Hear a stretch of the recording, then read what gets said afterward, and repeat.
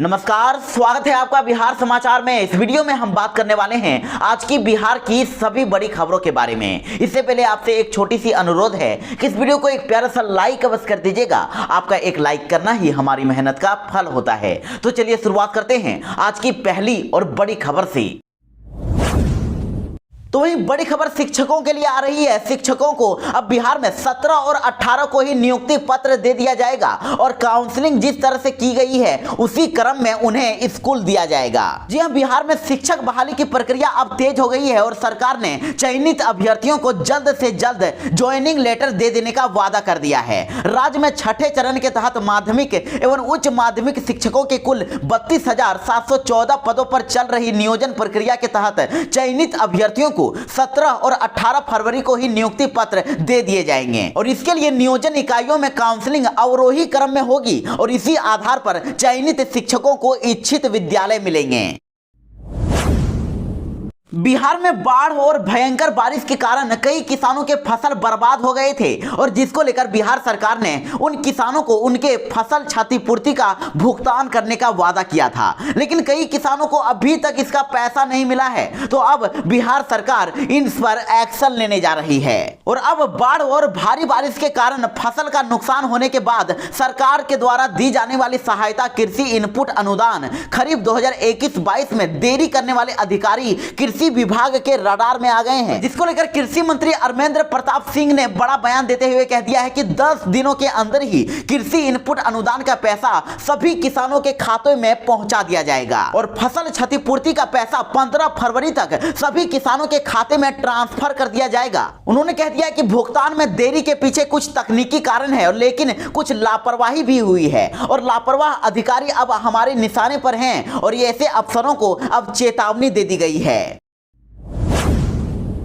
बिहार में पाबंदियों को हटाया जा रहा है। मुख्यमंत्री नीतीश कुमार अब नई गाइडलाइन जारी करने वाले हैं। जी हां, बिहार में कोरोना संक्रमण की रफ्तार लगातार गिरती जा रही है और इसको देखते हुए अब राज्य सरकार बिहार में लगी पाबंदियों में बड़ी छूट दे सकती है और सोमवार से ही स्कूल कॉलेज खोले जाने की संभावना है और स्कूल खोलने को लेकर तैयारियां भी लगभग पूरी हो गई है। तो आखिर इस नई गाइडलाइन में स्कूल कॉलेज और कोचिंग संस्थानों को खोलने के साथ क्या क्या नियम, क्या क्या पाबंदियों को हटाया जा रहा है, तो देखिए बिहार में अब नाइट कर्फ्यू से आजादी मिल सकती है और बिहार में अब सिनेमा हॉल, शॉपिंग मॉल और पार्क और धार्मिक स्थलों को भी खोला जा सकता है। तो वहीं शादी ब्याह में जो 50 अतिथियों की संख्या को तय किया गया है उसे भी बढ़ाया जा सकता है।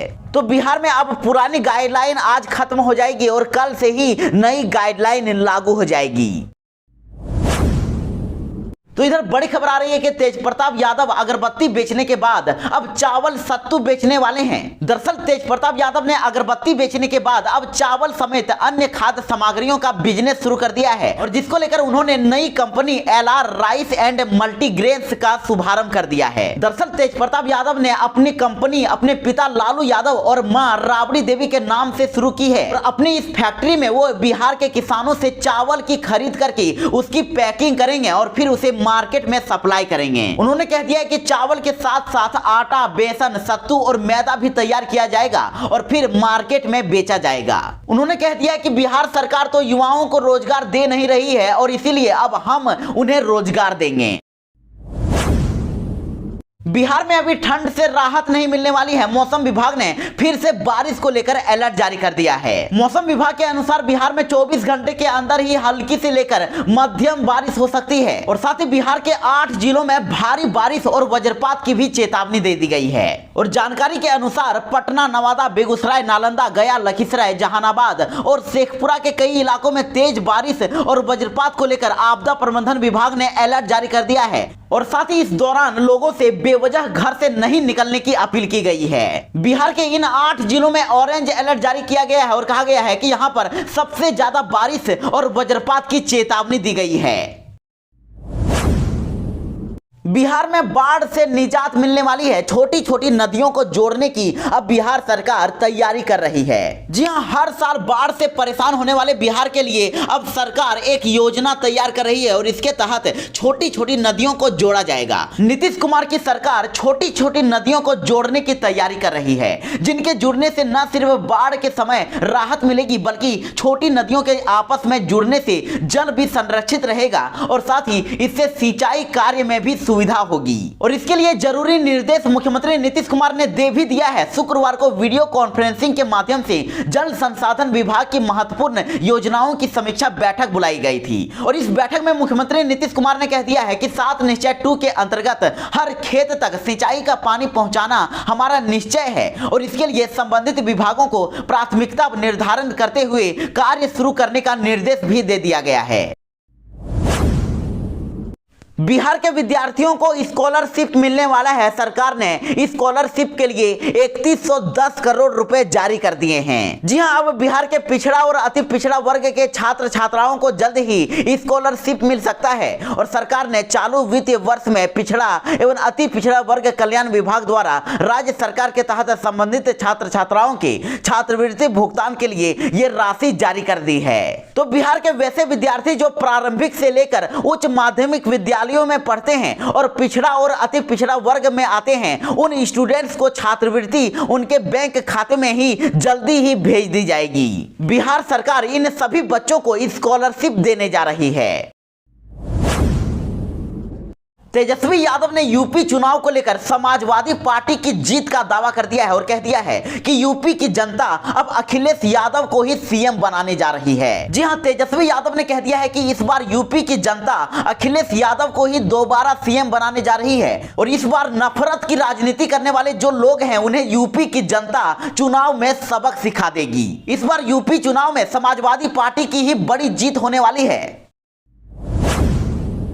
तेज प्रताप यादव ने 2 दिन पहले ही कह दिया था कि जीतन राम मांझी और मुकेश सहनी के साथ उपेंद्र कुशवाहा भी राजद के साथ आने वाले हैं और अब बिहार सरकार में बहुत बड़ी टूट होने वाली है। तेज प्रताप यादव ने कह दिया है कि बस 4 दिनों की ही बात है और 100% गारंटी है कि जीतन राम मांझी, मुकेश सहनी और उपेंद्र कुशवाहा हमारे साथ आ जाएंगे और बस 4 दिनों में ही बिहार सरकार गिरने वाली है।